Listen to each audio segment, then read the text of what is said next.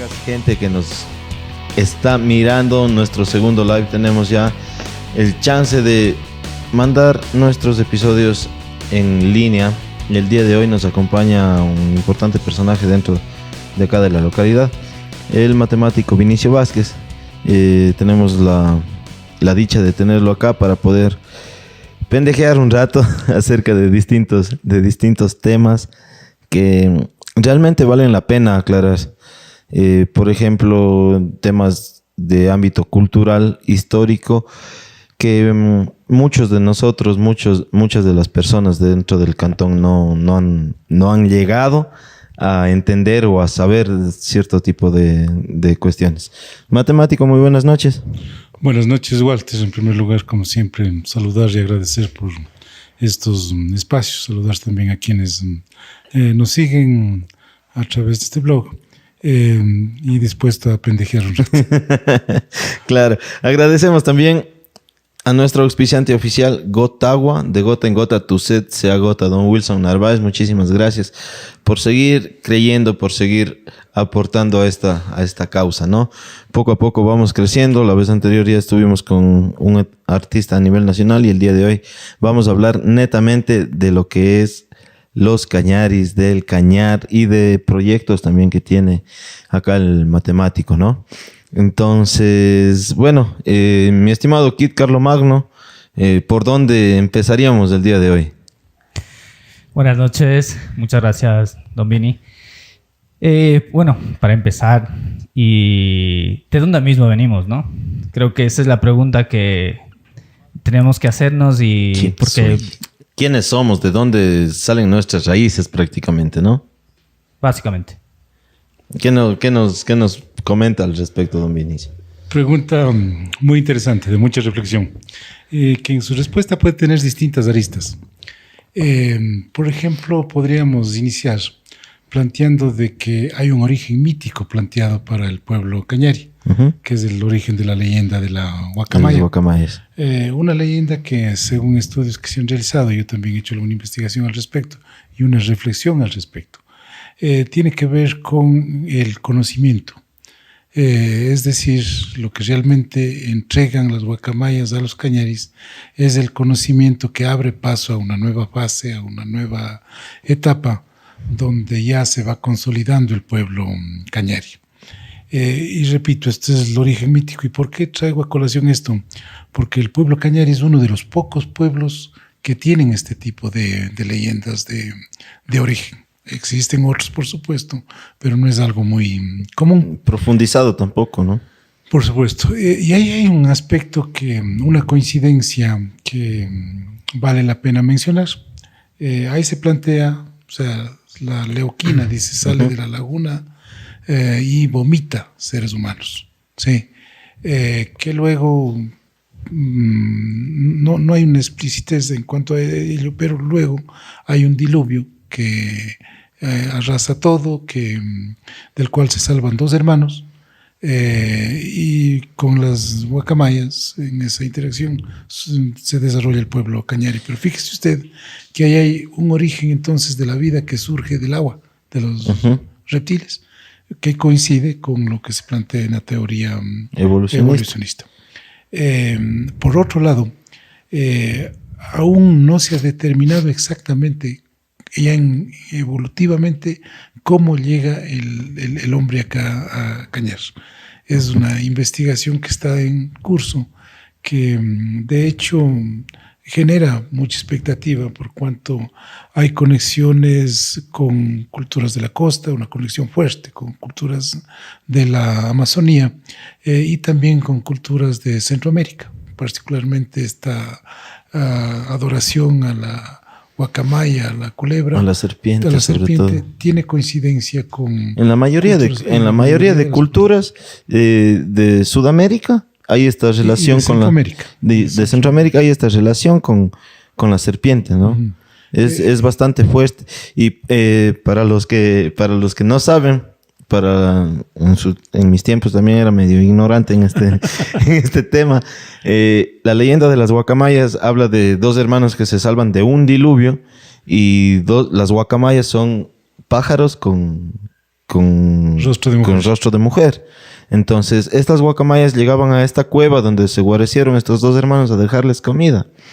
Entonces, un día el hermano menor decide quedarse dentro de la cueva, ¿no? Y atrapa a las guacamayas. Entonces, se dice que de allí provenimos nosotros los cañaris, prácticamente. Sí, pero habría que complementar de que al ser una leyenda, tiene una modalidad de oralidad. Uh-huh. Entonces no hay un relato fidedigno de él. Yo, por ejemplo, en una publicación que aspiramos salga ya para enero, logramos encontrar 7 versiones escritas de interpretaciones de la leyenda de la guacamaya. Claro. Todas por cronistas, todas por personas que tuvieron contacto directo con los cañaris, pero donde hay diferencias, no es el mismo relato. En algunos hay una guacamaya, en otros hay 2. Hay una incluso que habla de 3 guacamayas y 3 hermanos. Sí, que uno de ellos se fue, dice, y quedaron los 2 y de eso deriva el pueblo. Pero, o sea, yo a veces sí me he puesto a analizar desde otro punto de vista, ¿no? Y prácticamente los cañaris vendríamos a ser fruto del incesto. ¿Por qué?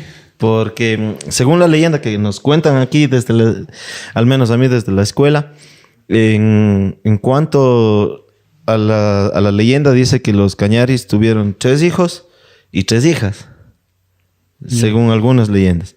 Y de allí siguieron procreando. Claro, en ese sentido es un origen muy limitado, un origen muy específico, ¿no es cierto? Que caracteriza este tipo de leyendas. Sí, donde obviamente si la interpretamos con conceptos de moralidad actual, podría plantearse como usted lo indica, pero yo creo más bien que estas cosas hay que analizarlas desde un concepto mucho más amplio, donde la leyenda no es un relato, no es lo real, sino es más bien una interpretación de los hechos que tienen connotaciones y tienen elementos reales, por supuesto, pero que no es una narrativa específica. Por ello le digo que, a ver, ¿y cómo se ha transmitido? Eso se ha transmitido de forma por la oralidad. Y si yo este momento le cuento a usted una leyenda, mañana usted no va a repetir lo mismo. Claro. Va a poner siempre es como un teléfono descompuesto, claro, más o menos. Sus características, lo que más a usted le llamó la atención, lo que interpretó usted. Y esta es tal vez la riqueza de la oralidad, ¿no? Que permite incorporar elementos del contexto y del individuo. Y sin embargo, esto pasa en la mayoría de leyendas, en la gran mayoría de leyendas que hay acá en el Carbunco. ¿No? Ajá, también. ¿Ah? Póngase en el Carbunco, en los Gagones, en otras leyendas. Póngase ahorita, yo estoy trabajando 3 leyendas dentro del CRS de aquí de Cañar, del Centro de Privación de Libertad. Entonces es loco porque todos le dan una versión distinta a lo que está en el libro. Ahí estamos trabajando las guacamayas, estamos trabajando el Carbunco y las voladoras. Las brujas. Las brujas. Entonces son 3 leyendas muy, muy, muy llamativas, muy importantes también dentro de acá del cantón, que nos permiten... Bueno, pues la de las brujas es más del norte, es más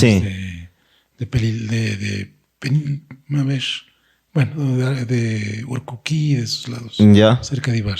Claro, porque, bueno, yo le estoy hablando desde un anécdotas que cuenta un señor de aquí mismo que sacó un libro.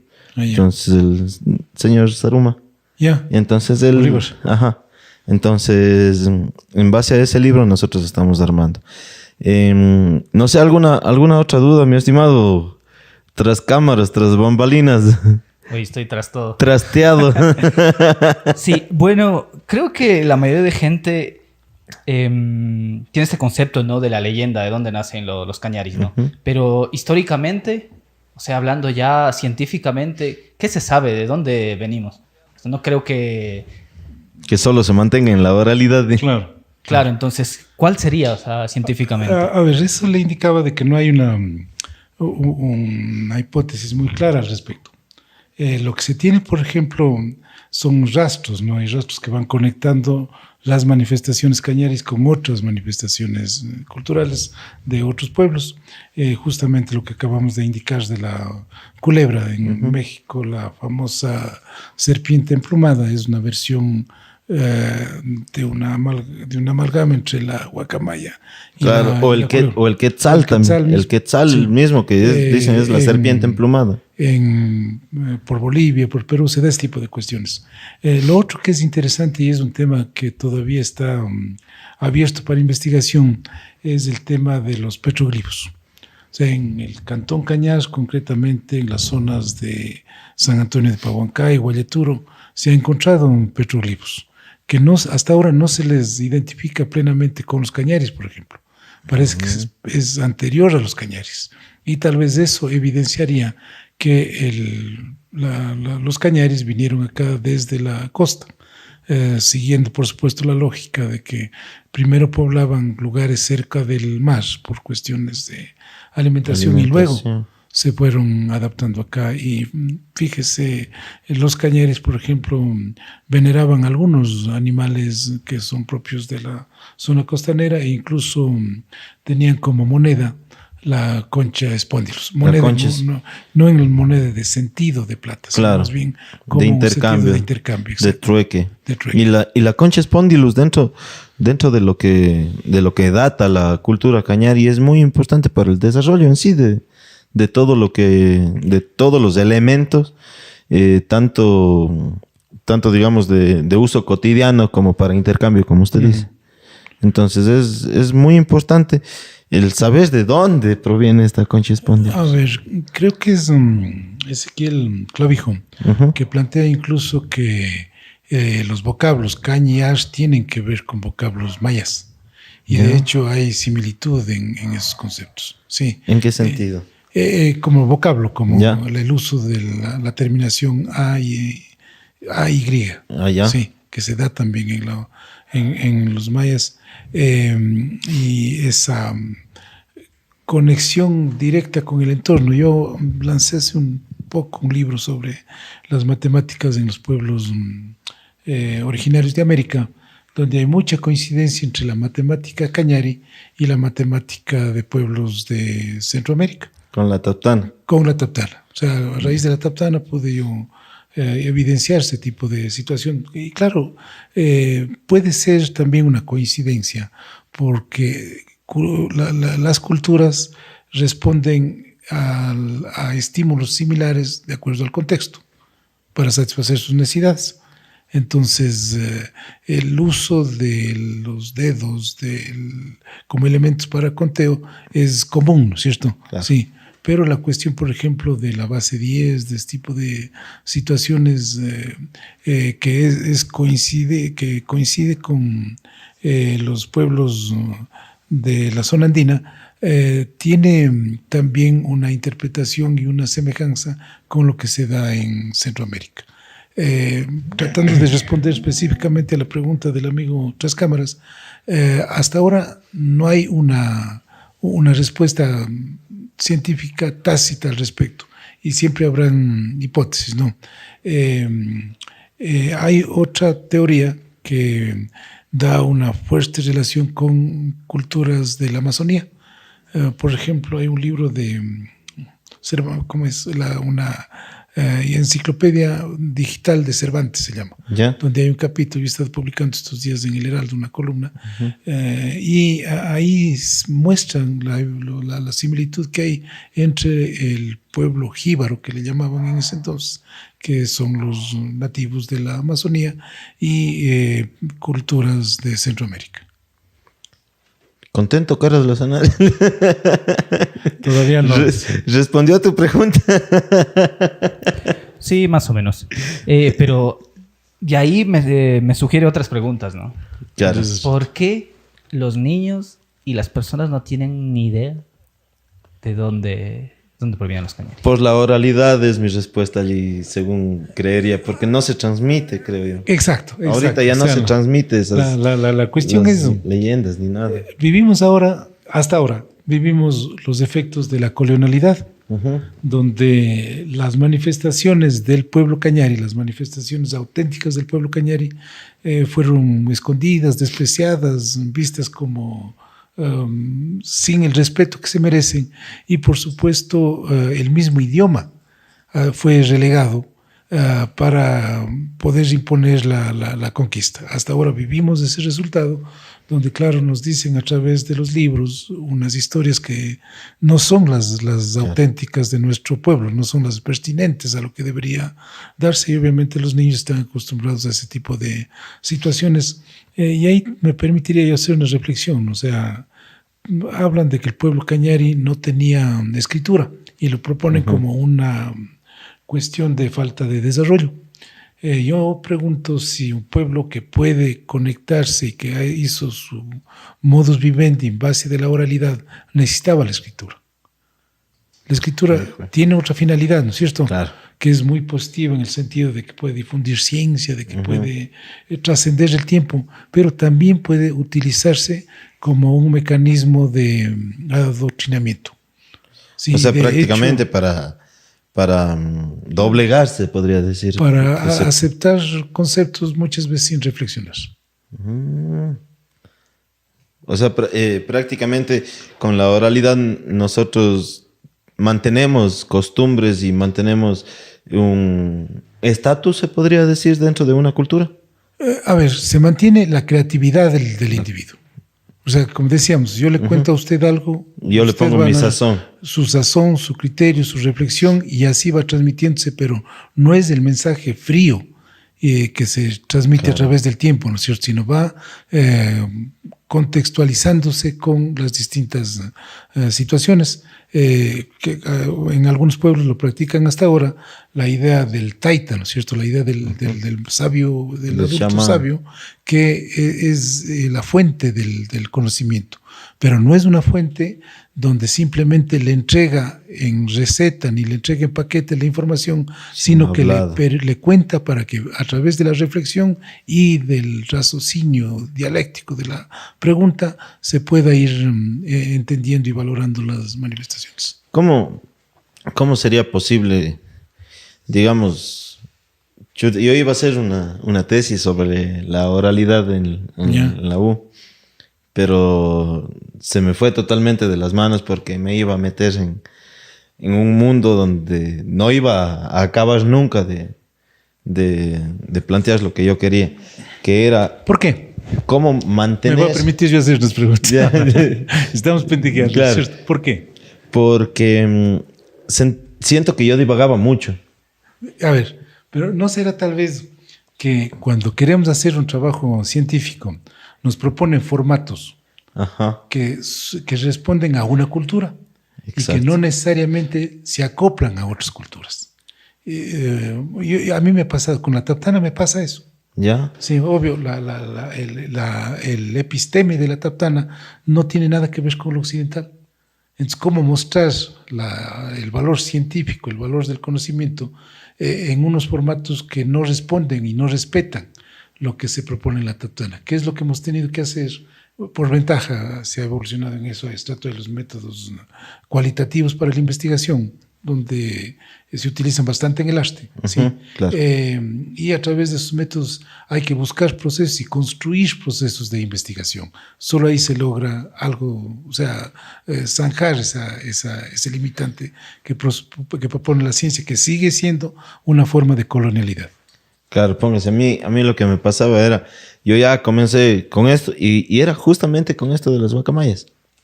Comencé con esa leyenda y dije, no, pues aquí fue pucha, yo me cojo y me despapayo porque yo tengo de dónde sacar.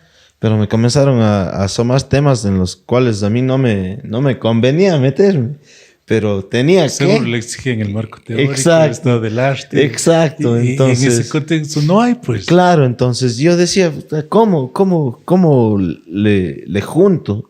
¿Cómo le junto? Entonces, básicamente terminé haciendo mi test de musicalización de una obra de teatro, que nada que ver con la oralidad, pero sí me quedé con esa pica, e incluso por eso he tratado de comenzar a hacer conocer a la gente distintas leyendas, distintos mitos de acá de nosotros, ¿no? Entonces sí me quedé con esa pica, digamos, de querer hacer algo con la oralidad de acá. Bueno, yo ahí tengo que confesar algo. Cuando yo inicio la investigación de la Taptana, yo propongo, y hay unas 2 publicaciones en ese sentido. Taptana, la calculadora de los cañaris. Uh-huh. Qué error. O sea, la calculadora, siendo algo útil, responde a otra situación y a otra forma cultural. Otro contexto. Sí, donde, claro, se busca la rapidez, se busca la automatización, se busca darle la menor cantidad de espacio reflexivo al ciudadano. Claro. La Taptana, en cambio, es lo contrario. La Taptana funciona en base de la interacción con el usuario. Y obvio, porque responde a esta idea de respetar el contexto, la creatividad, de buscar los equilibrios en el entorno. En la sociedad actual, la cultura occidental, lo que busca más bien es una jerarquización de los espacios, donde la automatización termina muchas veces imponiendo realidades. O sea, básicamente... A ver, ahí me dejó ahí me dejó medio pendejo. Como siempre. ¿No? Ahí me dejó medio gil así. O sea, la última parte no le caché, no le he entendido. A ver, lo de la calculadora. Exacto. ¿Cómo funciona la calculadora? La automatizado, rápido. Ya, yo pongo los resultados y la máquina me da, pongo unos datos, yo aplasto unas teclas y la máquina me da un resultado. ¿Qué interacción hay? Ninguna. O sea, solamente... Tal vez dan una motricidad de los dedos. Con la Taptana, en cambio, el proceso es llevado por el usuario. La Taptana tiene sus principios. Que desarrolle y sepa de dónde viene y a dónde va. ¿Cómo hace? O sea, cada paso va siguiendo. Son 3 principios, no es tampoco códigos ni cosas así, son 3 principios. Y con esos 3 principios usted puede hacer las operaciones en la Taptana, pero este hacer es un hacer activo, un hacer de creatividad, un hacer que respeta la singularidad. La calculadora, en cambio, homogeniza todo. Simplemente la rapidez. Mecaniza un proceso y le da rapidez, pero en cambio, fíjese lo que está pasando con nuestra juventud por perder esos espacios de reflexión y de creatividad. Claro, básicamente se está perdiendo incluso hasta la manera de aprender el día de hoy, porque todo es automatizado, todo es digital. Entonces eso va haciendo que el mundo pierda interés por el mismo hecho de tener todo a la mano. Sí. Y de tener todo ya en dispositivo. Pero ahí la cuestión, hay que entender que, o sea, lo digital nos da herramientas, no nos da resultados. Sí, o sea, claro. Si le vemos a la misma calculadora como una herramienta que me ayuda para no hacer cálculos de 10 cifras y hacerlo rápido, es algo útil. Pues. Claro. Pero eso no significa que la persona no sepa qué es una multiplicación. Claro. Y que simplemente en base de resultados, ¿no es cierto? En procesos educativos, la GeoGebra, por ejemplo, si para aprender matemáticas es una ayuda muy significativa, pero no puede mediar o no puede sustituir los espacios de construcción de conocimiento que tiene que plantearse en los procesos educativos. Qué loco, pero estamos prácticamente, se está poco a poco perdiendo esa... Más bien dicho, es un espacio donde hay que reflexionar mucho. A ver, toda herramienta puede ser bien usada o mal usada. Yo aquí suelo poner el ejemplo de la pala. Para la agricultura, una gran herramienta. Claro. Pero algunos vieron en eso una arma para atacar al vecino. ¿Sí o no? Entonces, cada día depende de la perspectiva de la persona. Y también. Cómo yo utilizo. Y ahí la creatividad del ser humano puede potenciar cualquier herramienta para que desarrolle a máximo su potencialidad. Hijo de pucha. Ahí nace la pregunta, ¿qué pasaría si un humano usa el 100% de sus capacidades mentales? Ya quedamos que eso es un mito solo, que utilizamos El no 200. sé si el 100, pero gran parte de nuestro cerebro. Bueno, en el chat nos preguntan, ¿qué simboliza el sol y la luna en la cosmovisión Cañari? A ver, el sol es la deidad máxima en la cosmovisión inca. Ujú. Claro, una cultura mucho más ligada al mar, ¿sí? Respondía a esa lógica natural. En cambio, el pueblo Cañari, mucho más ligado a la dualidad, tuvo un mayor respeto por la luna. El pueblo Cañari, en sus manifestaciones físicas, tiene elementos de desarrollo mucho más significativos que los incas. Por ejemplo, para complementar la idea, en la geometría, los incas usaban exclusivamente el círculo, ¿sí? Como construcción máxima. Y claro, lo más fácil siempre ha sido el rectángulo, el ángulo recto, ¿no es cierto? Pero para edificaciones especiales utilizaban el círculo. Los cañaris de los poquísimos pueblos de Sudamérica utilizaban la elipse. El castillo de Ingapirca, por ejemplo, tiene forma elíptica. Y no es cuestión únicamente que era más complejo construir, ¿no es cierto? Sino hay un concepto ahí que el círculo tiene un punto central, ¿sí? Y en torno a eso se hace el círculo. Es decir, hay un punto ahí mayor, un punto de importancia máxima. En la elipse, en cambio, hay 2 puntos. Los 2 focos que llaman en geometría.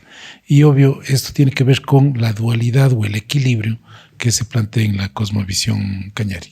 Claro, y esa dualidad también creo que se trata de mostrar hasta hoy en día, ¿no? En cuanto a las festividades, al hombre y la mujer, incluso del bien y el mal, cómo los relacionan el sector indígena de acá del cantón. Bueno, ese concepto es bastante interesante y créanme que es difícil asimilarlo. En la Taptana nosotros hablamos de la complementariedad, o sea, hablamos de que en los principios que le planteaba, dice uno de los principios es que cada fase tiene que completarse para poder iniciar otra fase. Y en esa completitud está la complementariedad de los elementos. Para que, intentando ponerlo más claro, las decenas, por ejemplo. La decena, a su vez, es una conjunción de los 10 dígitos, ¿sí? Donde cada uno de ellos representa un espacio y se complementan entre ellos para llegar a la decena. Sí, ahí... O sea, sin un 1 no hay el 10. Pues. Tampoco sin el 9. Exacto, sin el 9, sin el 8.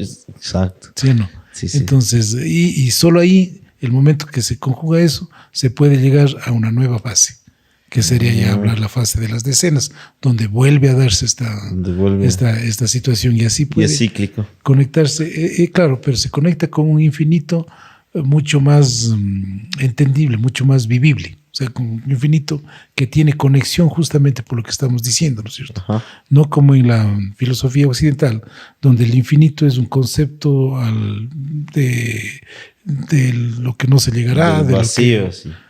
Casi de vacío. Casi de un vacío. Sí. Qué loco, pero no. ¿De alguna otra pregunta por ahí en el chat? No, estamos todo el peluquín. Sí, todo. Ya. Bueno, Cami, no sé si está claro. Por ahí alguna cosa se escapa. O sea, sí, más o menos claro para nosotros, pero mi pregunta sigue en lo mismo, ¿no? Porque mucha la gente no le importa. Somos la capital supuestamente de arqueología cultural y nada. O sea, básicamente Cañar no pinta en el mapa del Ecuador y menos en otros lados, ¿no? Y una cosa que me preguntaba también es, ¿por qué otras culturas, por ejemplo, los otavalos, han podido exportar su cultura? Han podido sacar muchísimas cosas de su cultura y básicamente Cañar, nada. ¿Ustedes qué creen? A ver, preguntas difíciles, pero vamos a intentar conversar más que responder preguntas, ¿no es cierto? Los pueblos para su desarrollo tienen que potenciar su esencia. Y tal vez ahí radica la diferencia que marca Otavalo. Otavalo se ha caracterizado siempre por su textil, por su gastronomía, y en base de eso ha logrado un posicionamiento a nivel mundial. Sí. Tal vez habría que investigar, indagar por qué ahí no se dio o por qué el otavaleño siempre fue orgulloso de su identidad y de sus manifestaciones. Temas que aquí no vemos. Claro. O sea, que se está intentando rescatar, que hablamos de este tipo de situaciones. Fíjese, y disculpen lo que está pasando con la Taptana. O sea, para mí ha sido bien difícil posicionar la Taptana, y es difícil por el hecho de que no se valora desde su perspectiva científica propia, sino para valorar tiene que compararse con la calculadora, tiene que compararse con parámetros de matemática occidental que no tendría por qué. Nada que ver. Pues. O sea, lo que tendría es que posicionarse como ciencia pura y respetarse. Aquí hay en como otro método. Como otra epistemología. Sí, o sea, que de ahí puede derivar formas de pensamiento, formas de investigación, claro. De hecho, y ese es un esfuerzo aquí. Debo agradecer el apoyo que he tenido, por ejemplo, de la Organización de Estados Iberoamericanos, de la Casa de la Cultura, donde esos formatos no han limitado, sino más bien me han permitido desarrollar este tipo de situaciones en función de mostrar resultados tangibles, ¿no? Por ejemplo, yo he tenido cuestionamientos de que en la Taptana no hay cómo hacer multiplicación y división, y yo tengo procesos. Y yo he hecho, dije. Está publicado, sí, pero es la cuestión, o sea, de buscar siempre una comparación con lo occidental para desde ahí generar una validación. O sea, prácticamente tiene que estar, digamos, solventar las necesidades occidentales para ser válidas. Ya, y si usted ve, por ejemplo, retomando el ejemplo que puso una pregunta, los otavaleños mantienen su identidad. Claro. Y es algo que aquí no, lamentablemente no se ve. ¿Por qué cree que se ve esto? Para mí es fruto de la colonialidad que aún vivimos.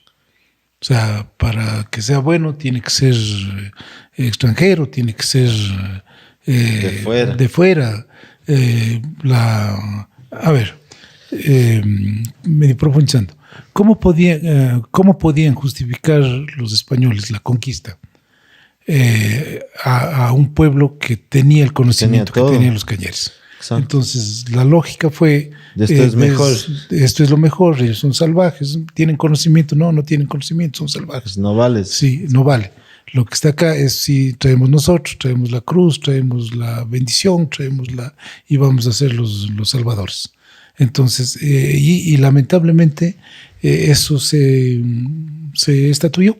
¿Y cree usted que la dedicación también en sí ahora, en comparación de antes, ¿no? La dedicación que debe tener una cultura para poder sobresalir es escasa?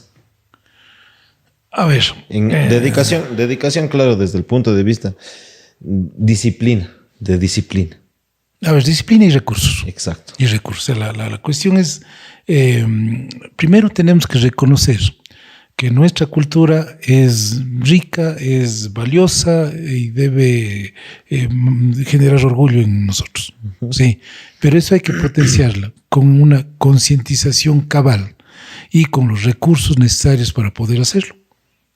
Sí, es bien difícil hacer esto el momento que en una escuela, por ejemplo, se nos impone que tenemos que desarrollar tal o cual situación con direccionamientos culturales que no permiten desarrollar lo nuestro. Y eso en el mismo currículum es desde la hay academia. Ejemplos ahí, claro. Es desde la academia que no se permite, digamos, desarrollar y desenvolverse en cuanto a unas aptitudes que deberían tener ciertas personas. En términos generales, yo creo que ustedes viven de eso todos los días, ¿no? O sea, las manifestaciones culturales uh-huh. Son ya cuestiones de aventura, de valientes para poder llevar a cabo. Sí, ha sido más que dedicación, y eso, como le digo, es la aceptación y el respeto. Exacto, la aceptación y el respeto que nos dan algunas personas, ¿no? Dicen, no, para lo más de eso. No, pues traigan, este man hace mejor. pero no ven el trabajo que hay detrás. Entonces, esa dedicación a veces yo creo que limita el apoyo que brindan las personas para tener esa dedicación que está... A ver, le doy la razón del 100% a Walter, pero también reconociendo algo. O sea, quienes toman las decisiones son frutos también de la sociedad. Exacto. Sí, y es en la sociedad donde debe darse el cambio. No esperar que únicamente las autoridades por magia generen cambios. Exacto. Sino es logrando esto, o sea, con una batalla dura, quijotesca tal vez, pero que vale la pena. Pero que vale. Y a la final los resultados ahí están, digo. Sí, lo que pasa es que es un sistema, ¿no? Es mucha gente en muchos estamentos que tienen que hacer. Pero ¿cómo se cambian los sistemas? ¿Perdón? ¿Cómo se cambian los sistemas? Empezando por las personas. Exactamente. O sea, porque si esperamos que quienes están al frente del sistema cambien eso. No van a cambiar nunca. Pues. Claro, ya cuando está corrompido, digamos. Claro. Está... Por ejemplo, y ahí la educación, ¿no? Ajá. Por ejemplo, el fruto de tu trabajo, el trabajo de todos nosotros se verá reflejado en algún momento en, aquí en unos 10 otras años. generaciones, posiblemente, ¿no? No sé. Claro. Yo decía algo hace unos días, o sea, ¿por qué escribimos ahora? ¿Por qué escribimos? Porque escribimos. O sea, cuando hacemos un libro, cuando hacemos un... Yo personalmente escribo porque lo necesito. ¿Ya? Un desahogo, ¿no es cierto? Un mensaje. Sí, parte. Sí. No es ya por la cuestión de que esperamos que nos lean, porque sabemos que no nos leen. Sí. O sea, no únicamente por lo que dicen las estadísticas, sabemos que es así, pero hay un espacio de creatividad que exige salir, que exige pronunciarse, ¿no es cierto? Y claro, mientras más incoherente con el sistema sea el mensaje, más difícil es publicar. Pero es ese tipo de mensaje el que hay que llevar, o sea, porque escribir lo que quiere el sistema no tendría sentido. Claro, póngase, yo una vez leí un libro que decía absurdos relatos de un drogadicto empedernido versus un libro de poemas que decía, de hecho tengo ahí nomás dame leyendo cholo la portada, no me acuerdo, decía poemas más humanos, poemas más humanos, y se vendió más el de poemas más humanos que el otro. Entonces era como que hijo de pucha, o sea, ¿por qué la razón obliga a que se venda más o a que vean más o a que se lleven más libros de esto, sino del otro? Cuando los poemas más humanos eran menos humanos que del adicto empedernido. Sí, pero ¿qué opina usted de que un libro tenga que venderse? No, o sea, yo... No, ¿qué opina usted? ¿Qué opina? O sea, venderse no. O que el parámetro de medida para ver si el libro es bueno o malo se venda sea más. Si se vende más. Sea cuantitativo. No lo sé. Son temas que hay que... Y claro, no hay soluciones así. Claro.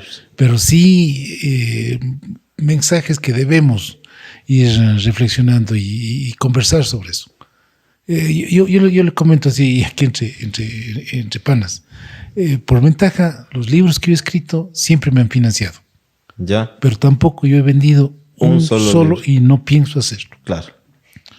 O sea, la cuestión es buscar que el mensaje trascienda, y si de los 500 libros una sola persona entiende el mensaje y continúa, más que satisfecho. Qué loco. Sí, o sea, creo que concuerdo bastante con don Vini. Y agradecemos, muchachos, nuevamente a Gota Agua, de gota en gota tu sed se agota. Aquí dice más agua, más vida también. Don Luisito, pilas, ya les mandar los otros videos también que están pendientes de envío. Pilas, la expoferia. Tenemos también los días jueves, viernes y sábado la Expo Bicentenario 2024, donde vamos a estar con el primer intercolegial de cine de aquí de Cañar. Vamos a tener muy buenos concursantes, muy buenos productos que van a estar exponiéndose. Y también tenemos una sorpresa allí también de Don Vinicio, ¿no es cierto? Que vamos a... Mañana de hecho es el lanzamiento del documental Contrabandeando para el Desarrollo. Contrabandeando Desarrollo. Entonces, ese documental también lo vamos a pasar dentro de la expo. Y bueno, no sé si nos comenta un poquito de este documental que se nos viene, Don Vinicio, de qué se trata, cómo fue creado, desde qué punto de vista está tomado, qué perspectivas tienen, cuáles son sus enfoques dentro de esta grabación. A ver, primero, manteniendo síntesis con lo que estamos conversando, conjuntamente con mi hijo, con Carlos, logramos la edificación, el establecer el archivo histórico digital Miguel Guillermo Vázquez Quinteros, un archivo que está a disposición de todos. Estoy buscando financiamiento para ver si se pone ahí en la página web. Y en ese contexto lo que hacemos es buscar que la historia de Cañar, desde la simplicidad práctica, sea contada y sea entendida. Por supuesto, surgen ahí temas importantes. Es, creo ya, el 6º documental que hacemos, donde hemos conversado con personajes de Cañar, pidiendo que nos cuenten cómo fue el Cañar. En este caso concreto, un tema que personalmente me toca, el tema del contrabando de aguardiente, porque mi padre se dedicaba a esa actividad buen tiempo. Intentamos contar ese mensaje con la idea que acabo de manifestarle, ¿no es cierto? Aquí hemos tenido ayuda de la Casa de la Cultura, como le digo, es un esfuerzo del archivo histórico, pero hemos tenido ayuda de la Casa de la Cultura en cuanto a difusión, en cuanto a algo de aspectos técnicos, y también del Centro de Interpretación de la Cultura Cañari para temas de investigación. Mañana se va a presentar justamente en el canal de la Casa de la Cultura, no diciendo que los derechos son de la Casa de la Cultura, jamás en eso, no, sino más bien como un espacio que permite una difusión mayor, donde aspiramos que este tema genere la reflexión que merece, ¿no? El contrabando surge en Cañar como respuesta a un afán del gobierno por abarcar y por tomarse todos la mayor parte de los erarios que eran posibles a través de impuestos. Está siendo esto una actividad que se desarrollaba en Cañar. Los comerciantes, particularmente que traían el aguardiente desde la zona costanera, no aceptan eso y se convierten ellos en contrabandistas. Sí, claro, ya no había ese ingreso para el Estado. Claro. Pero ahí también cabe una pregunta, ¿no? ¿Cómo puede ser que un ingreso, o sea, una tasa, haga que algo se vuelva legal o ilegal? Hijo de pucha. Sí, pero se daba y se da, ¿no? Y hasta ahora, eso iba a decir, hasta el día de hoy es el contrabando. Entonces, ese espacio más o menos va hasta 1970, sí, donde era buen negocio el contrabandear. Sí, y muchas familias de aquí de Cañar se dedicaban, se beneficiaron del contrabando. Ya. En el caso particular, como decía, mi padre era contrabandista. Él traía de la zona baja, de sectores de Bachirín, de San Antonio de Pahuancay, de El Palmar, y comerciaba aquí, pero también comerciaba en Achupallas, con una ruta que se iba por Culebrillas, sí, como es San José de Ingapirca a Culebrillas, lo que es el Capañán. Esa era la ruta por donde él llevaba el contrabando. Entregaba en Achupallas y bajaba caminando, porque no había la vía, hasta la Moya. En la Moya ya encontraba carro para poder regresar a Cañar. Para poder venir. Imagínense, qué loco tener que traer unas 20, 30 perras de trago. Las perras famosas. Sí, claro, traer unas 20, 30 ya El mismo hecho de agarrar la fuercita uno se hacía picadito ahí también, diga. Con el olor. Ya, solo con el olor uno. Según cuenta, el aguardiente en la costa era de más de 30 grados. Pues. Tenía que bajarle con agua. Es que para comprobar si era bueno le ponían Prendían candela. Si era azul, era muy bueno el trago. Si hacía la llama medio roja, ya denotaba que estaba con algo de agua. Bueno, hablando de trago y esto, ¿no?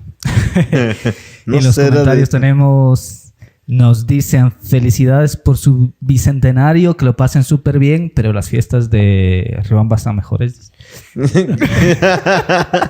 Yo por suerte no organizo las fiestas de Cañas, mijo. No dice eso, pero yo lo digo. No, tranquilo, mijo, que en todos los municipios se están cayendo los procesos, no hay... Estamos, todavía ¿qué hora tenemos, mi estimado Kid Carlomagno? ¿Ya? Bueno, no sé, algo más que se nos quede por ahí con respecto al documental, alguna cosa, don Vinicio. Hay muchos temas que podríamos conversar, pero creo que por ahora ha sido bastante aleccionador conversar con ustedes.